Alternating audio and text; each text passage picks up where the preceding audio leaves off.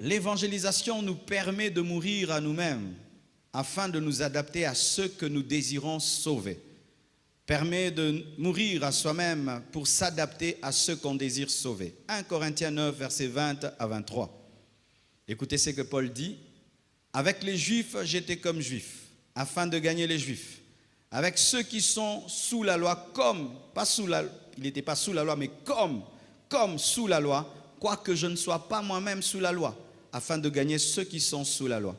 Avec ceux qui sont sans loi, comme sans loi, quoique ne soit point sans loi de Dieu, étant sous la loi de Christ, afin de gagner ceux qui sont sans loi. J'ai été faible avec les faibles, afin de gagner les faibles. Je me suis fait tout à tous, afin d'en sauver de toute manière quelques-uns. Je fais tout à cause de l'évangile, afin d'y avoir part. Acclamons cette parole. Waouh! Paul est en train de parler de sa capacité d'adaptation, comme un caméléon. Le caméléon peut devenir vert, rouge et tout, mais sa nature intrinsèque reste la même, mais il s'adapte à l'extérieur pour se confondre à l'extérieur. Et Paul avait cette capacité, c'est-à-dire que si vous êtes sous la loi de Moïse, il fait comme s'il est sous la loi de Moïse, mais n'est pas sous la loi de Moïse afin de vous sauver. C'est pourquoi des fois il pratiquait certains rites de la loi, mais ce n'est pas qu'il y croyait, mais seulement parce qu'il voulait sauver quelqu'un. Quand il était avec des chrétiens faibles, il faisait comme s'il était faible afin de les élever vers la force. Quand il était avec des païens, il faisait comme s'il était païen, c'est-à-dire il n'était pas juif, afin de les gagner. C'est impossible d'avoir cette capacité d'adaptation si tu n'es pas mort à toi-même. L'évangélisation t'amène à mourir à toi-même. Moi, je vous dis, l'évangélisation m'a tué plusieurs fois. Dans mon histoire, c'est que dans mon enfance, j'ai eu un père qui a eu beaucoup d'argent.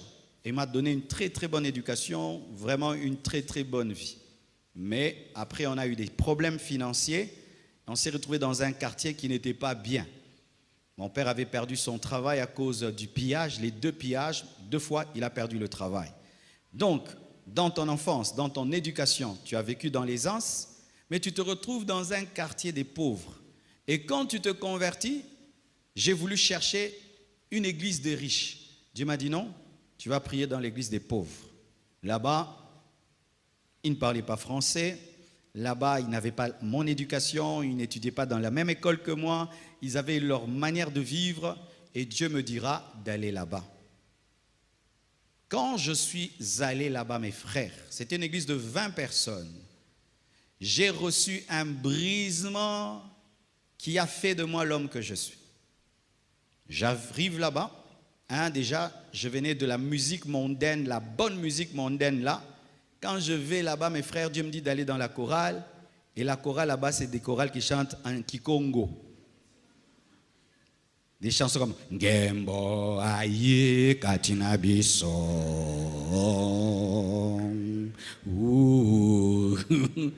Toi, tu viens du funk qui tape. Là-bas, Gembo. Dieu dit chante Gembo. Gembo. Mes frères et mes soeurs me disaient, Marcelo, tu es devenu fou. Qu'est-ce qu'on t'a fait? Même mon père me disait, tu es un envoûté. Qu'est-ce que tu fais dans cette église-là? Même moi, j'ai dit, j'ai fait quoi? Dieu me brisait, Dieu me taille. Et je suis entré dans la chorale là, j'ai chanté Ngembo, tout. Mais aujourd'hui, je chante, viens, nanana.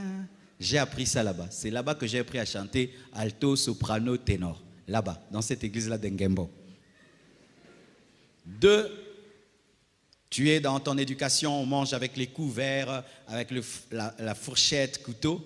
Tu vas dans l'église, c'est l'heure de l'agapé, communion fraternelle, on prend du riz, du pondou, et puis pas de couverts. Oh, tu attends les couverts ne viennent pas. Oh. Et puis tu vois tout le monde très à l'aise commence à manger. Tu te dis, ah, jamais. Dieu te dit, tu manges. Hey, comment? Mange. Et j'ai appris à manger, à ne pas avoir des chichis dans la vie. 2, chez vous à la maison, on ne t'envoie pas. Dans notre famille, l'aîné de la famille est comme un prince. On envoie tout le monde sauf lui. Ma mère, tu ne peux pas envoyer Marcelo. Je vais à l'église là-bas. Frère Marcelo, porte les bancs. Tu m'as vu? Porte le banc. Dieu te dit porte.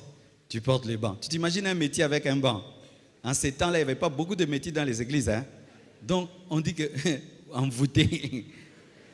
Chauffe le banc, chauffe le tam-tam. On n'avait pas de piano, il fallait chauffer le tam-tam. Balaye l'église. Tu balayes l'église. Les gens te voient en train de balayer l'église. Alors que chez vous, tu ne balayes même pas ta chambre.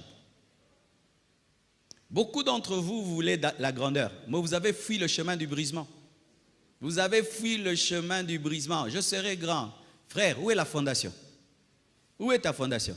La fondation est faite du brisement. Il n'y a pas de brisement, il n'y a pas de fondation, mes frères. Si on me dit de torchonner ici, ça ne me fait rien du tout. J'ai torchonné des endroits pires qu'ici. Caro d'ailleurs, quelle grâce.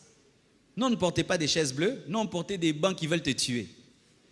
On n'avait pas des chaises blanches à l'église, c'était des gros bancs. Mais tu transportes les bancs. On t'envoie au marché. Et des fois maintenant, tu vas prêcher à un endroit. Tu parles ton bon français. Frères et sœurs, papa. Dieu dit, prêche en lingala. Oh, mais en français comme Jimmy Swaggart. Jette Jimmy Swaggart ici, prêche en lingala. Maintenant, on voit un métier en train de dire, hein, bo pikiliki, engunduka, bo yenge bene. On dit, il est fou. Adaptation, mort. Adaptation, mort. Adaptation, mort. Adaptation, mort.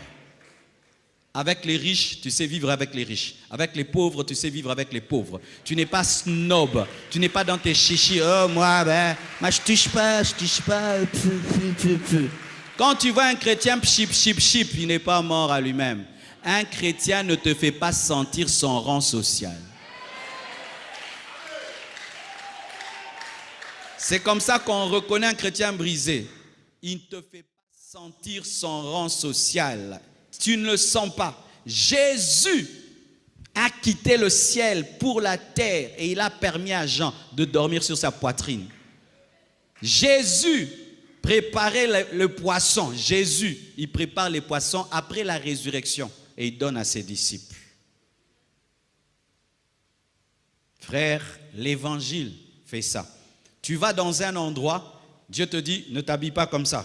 Porte un jean, porte une culotte, des baskets, prends un chapeau, mets derrière comme ça.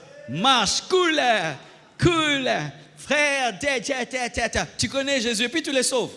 C'est pourquoi ne jugez pas rapidement les pasteurs américains, vous ne connaissez pas leur réalité. Tu vas commencer à juger, un pasteur américain avec des cheveux comme ça. Frère, c'est sa réalité. Dieu l'envoie chez les voyous, il doit un peu ressembler aux voyous pour les gagner.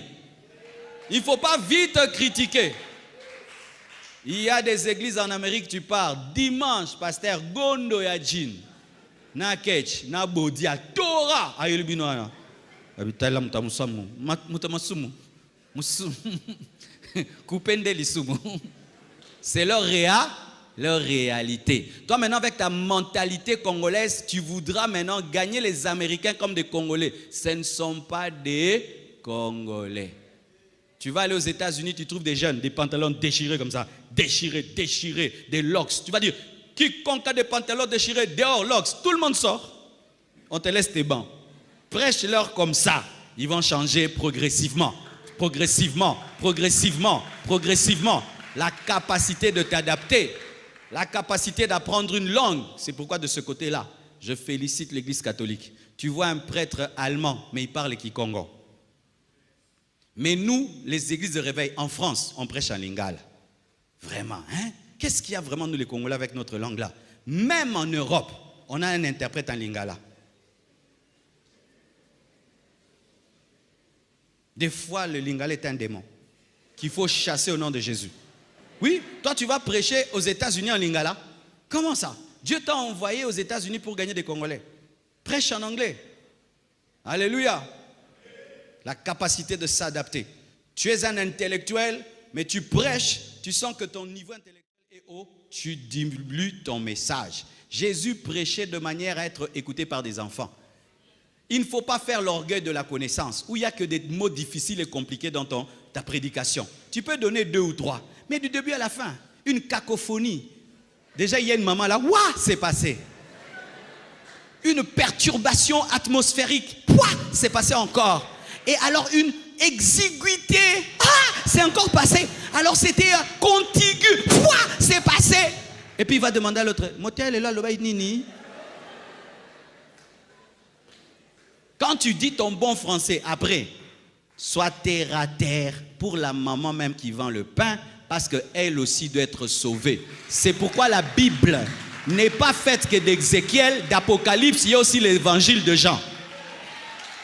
Il y a aussi l'évangile de Jean. Il n'y a pas qu'Ézéchiel compliqué, il n'y a pas que l'Apocalypse, il y a aussi l'évangile de Jean. Mais toi, c'est toujours Ézéchiel. Même quand tu as une grande connaissance de la Bible, vous savez, frère, quand tu étudies la théologie, ce n'est pas que tu dois tout venir prêcher à l'église. Il y a des parties, c'est pour toi. N'amène pas ça à l'église. Parce que même le médecin, quand il t'opère, il ne t'explique pas la chirurgie, il t'opère. Moi, je vais là, j'ai un problème là, tu dois m'opérer, tu commences à m'expliquer comment tu as eu ton diplôme. Oh, ouvre-moi le ventre, enlève ça, c'est tout. C'est pourquoi il y a des gens, quand ils entrent dans la théologie, ils abîment sa prédication. En soi, la théologie te donne des armes pour étudier, mais c'est pour toi. Toi, maintenant, prends la matière étudiée et communique-la pour qu'elle soit comprise. Parce qu'une prédication compliquée est un échec. Amen, hein? Que ta théologie ne complique pas ton message, mais au contraire, facilite et éclaire ton message. La capacité de s'adapter. Tu vas dans un endroit, tu vois ici, ah, ils sont riches, ok. Ah, ici, ils sont pauvres, ah, ok. Ici, ils sont comme ça. Tu dois avoir cette capacité-là. Tu vas faire l'évangélisation dans un endroit, tu sais que là-bas, on ne supporte pas les femmes qui portent le pantalon, ne porte pas le pantalon. Tu sais que là-bas, on ne supporte pas une femme qui ne porte pas le foulard, porte le foulard, ça ne va pas te tuer. Là-bas, on ne supporte pas une femme qui met les bijoux, enlève tes bijoux. Alléluia. Là-bas, on ne supporte pas un prédicateur en jean. Vous savez, il y a un endroit là-bas, si tu prêches en jean, tu es un faux pasteur. Porte-leur le tissu. Amen. Hein? Mais à d'autres endroits, je suis allé au Botswana, je prêchais comme ça. Le pasteur m'a dit, pasteur Boété, ça c'est nos ministres qui s'habillent comme ça. Quand tu prêches, tu es comme ça, ils te trouvent distant d'eux. Porte tes jeans et tes baskets. Et c'est vrai, j'ai tenu une croisade en jeans, baskets, ils venaient nombreux. Donc au Kangamate Bilele.